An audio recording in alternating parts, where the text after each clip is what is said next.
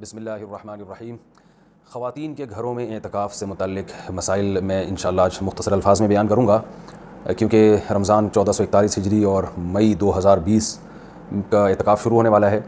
تو خیال ہوا کہ اس بارے میں کچھ اہم مسائل بیان کر دیے جائیں۔ سب سے پہلے تو یہ بڑا اختلافی مسئلہ چلتا ہے کہ خواتین کے لیے گھر میں اعتکاف کرنا جائز بھی ہے یا نہیں ہے، تو اس اختلاف کو بھی میں بہت ہی مختصر انداز میں بیان کروں گا۔ بہت سے فقہا کے نزدیک خواتین کے لیے گھر میں اعتکاف جائز نہیں ہے، اور ان کی دلیل قرآن کی آیت ہے وَأَنْتُمْ عَاكِفُونَ فِي الْمَسَاجِدِ، کہ قرآن مسجدوں میں اعتکاف کا تذکرہ کرتا ہے، اور رسول اللہ صلی اللہ علیہ وسلم نے بھی ہمیشہ مسجد نبوی ہی میں اعتکاف کیا ہے، تو اور اس بارے میں ہمیں کوئی دلیل الگ سے نہیں ملتی کہ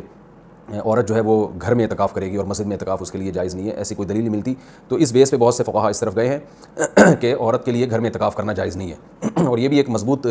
مذہب ہے، اس کو بالکل کالعدم قرار دینا ٹھیک نہیں ہے۔ لیکن حنفیہ اس طرف گئے ہیں، جو فقہاء حنفیہ ہیں وہ اس طرف گئے ہیں کہ عورت کے لیے مسجد میں اعتکاف اگر وہ کرے گی ہو تو جائے گا، لیکن مکروہ ہے، ناپسندیدہ ہے، اور جو علماء عورت کے مسجد میں اعتکاف کے قائل ہیں انہیں بھی بہت بڑی جماعت اس کو ناپسندیدہ بہرحال کہتی ہے، جیسے امام شافعی نے مکروہ لکھا ہے کہ عورت کے لیے مسجد میں اعتکاف کرنا مکروہ ہے۔ عرب کے بھی آج بہت سے علماء اس کے قائل ہیں کہ فتنے کی وجہ سے عورت کو مسجد میں اعتکاف سے روکا جائے گا۔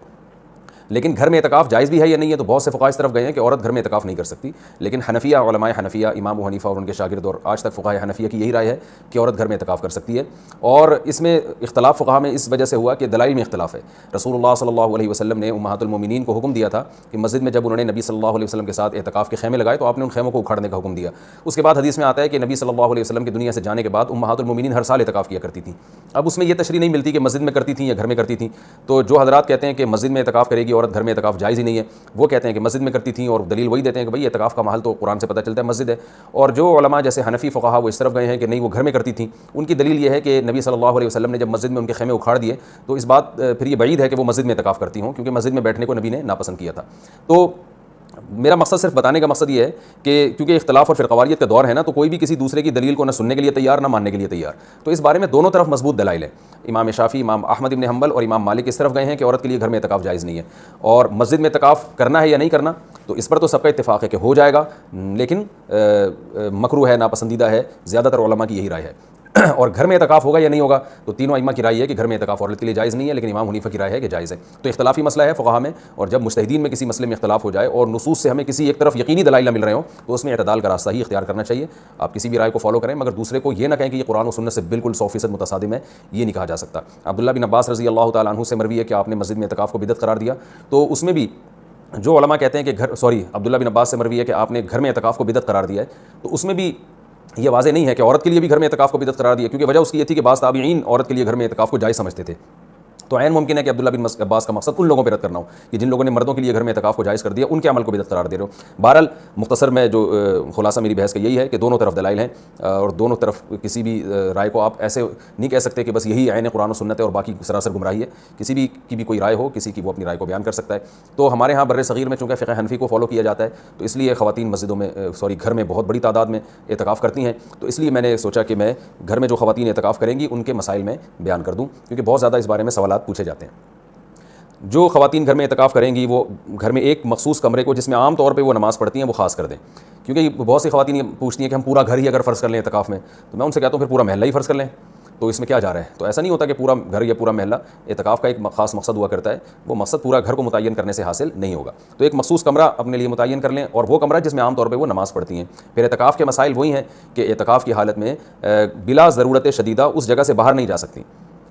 جو انسان کے ضروری حاجات ہیں ان کے لیے جا سکتی ہیں، قضاء حاجت کے لیے گھر سے اس کمرے سے باہر نکل سکتی ہیں۔ کھانا لینے کے لیے، جیسے کھانا پہنچانے والا کوئی نہیں ہے تو کھانا لینے کے لیے بھی جا سکتی ہیں۔ اگر کھانا پکانے والا کوئی نہ ہو یا ہو مگر وہ پکانے کے لیے تیار نہ ہو تو کھانا پکانے کے لیے کچن میں بھی جا سکتی ہیں، پکائیں اور واپس اپنے کمرے میں لا کے کھائیں۔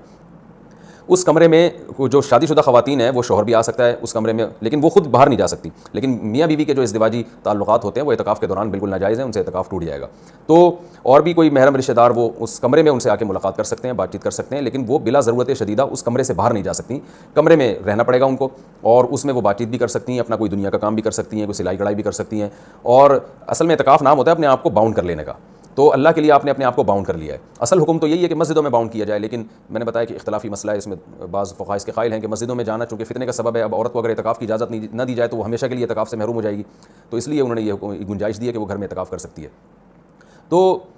اپنے آپ کو اس جگہ باؤنڈ کریں, زیادہ کوشش کریں کہ زیادہ سے زیادہ ٹائم ان کا عبادت میں گزرے. تو مجبوری کے تحت گھر سے باہر اس کمرے سے باہر نکلا جا سکتا ہے, اور اس کمرے میں کوئی بھی جا کے جو بھی محرم ہے ان کے پاس بیٹھ سکتا ہے, بات چیت کر سکتا ہے. بچے بھی آ سکتے ہیں وہاں پہ, ان بچوں کی کوئی خدمت کرنی ہو, جیسے ان کو کھلانا ہو, ان کو پڑھانا ہو, وہ اس کمرے میں بیٹھ کے خواتین کر سکتی ہیں جو اعتکاف میں بیٹھی ہوئی ہیں. اچھا, روزہ اعتکاف کے ساتھ ضروری ہے. اگر روزہ ٹوٹ گیا تو اعتکاف بھی ٹوٹ جائے گا. اس لیے جن خواتین کو اعتکاف کے ایام میں مینسز آ جاتے ہیں تو ان کا روزہ بھی ٹوٹے گا, ساتھ ساتھ اعتکاف بھی ٹوٹ جائے گا. تو خواتین جب 10 دن کا اعتکاف کریں تو اس بات کا اہتمام کریں, ان کو اپنی تاریخیں معلوم ہو اور ان کو یہ اطمینان ہو کہ ان 10 دنوں میں وہ پاکی کے ایام میں رہیں گی, ان کو جو مینسز ہیں وہ جاری نہیں ہوں گے. تو اس بات کا پہلے اہتمام کریں. جن خواتین کا یہ خیال ہے کہ ان کو مینسز آ سکتے ہیں وہ اعتکاف میں نہ بیٹھیں یا نفلی اعتکاف کر لیں. تو سنت اعتکاف کے لیے طہارت بھی شرط ہے, کیونکہ اس میں روزہ ضروری ہے سنت اعتکاف کے لیے.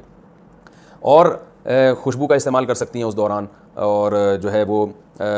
کسی عالم کے بیان سن سکتی ہیں, کوئی دینی کلاسز لے سکتی ہیں, اور اس میں جو ہے وہ فون پہ بات کر سکتی ہیں. تو یہ تمام چیزیں جائز ہیں. لیکن اعتکاف کا پورا مقصد جب بھی حاصل ہوگا جب عبادت زیادہ سے زیادہ کی جائے. لہذا خواتین جو بھی گھر میں اعتکاف کریں گی ان کو اس اپنا پوری ترتیب اور شیڈول بنانا چاہیے. صبح شام کی تسبیحات, تلاوت, اور زیادہ سے زیادہ عبادت, اور لیلۃ القدر کا حصول, اور گناہوں سے توبہ. رمضان کا جو مقصد ہے, اعتکاف کا جو بنیادی مقصد ہے وہ کیا ہے کہ آپ کی حالت چینج ہو جائے, آپ کو گناہوں سے توبہ کی توفیق مل جائے. تو یہ سب کام کا اہتمام کرنا چاہیے. اور مرد جو مسجد میں اعتکاف میں بیٹھیں گے ان کے بھی وہی مسائل ہیں جو خواتین کے ہیں کہ مسجد سے باہر نہیں ہو جا سکتے. مسجد کے اندر رہ کے جو بھی جائز کام ہے وہ کر سکتے ہیں. اس میں اگر کوئی اپنی پڑھائی کرنا چاہیں تو پڑھائی بھی کر سکتے ہیں. اس میں اصل تو یہ کہ عبادت کریں جس کے لیے آپ بیٹھیں یہاں پہ, لیکن جائز کام جتنے بھی ہیں جو مسجد کے آداب کے خلاف نہ ہو وہ بھی اعتکاف میں کیے جا سکتے ہیں. اس میں کوئی حرج نہیں ہے. اللہ تعالیٰ سے دعا ہے کہ اللہ تعالیٰ ہم سب کو سمجھنے کی, عمل کرنے کی توفیق عطا فرمائے. وما علینا الا البلاغ.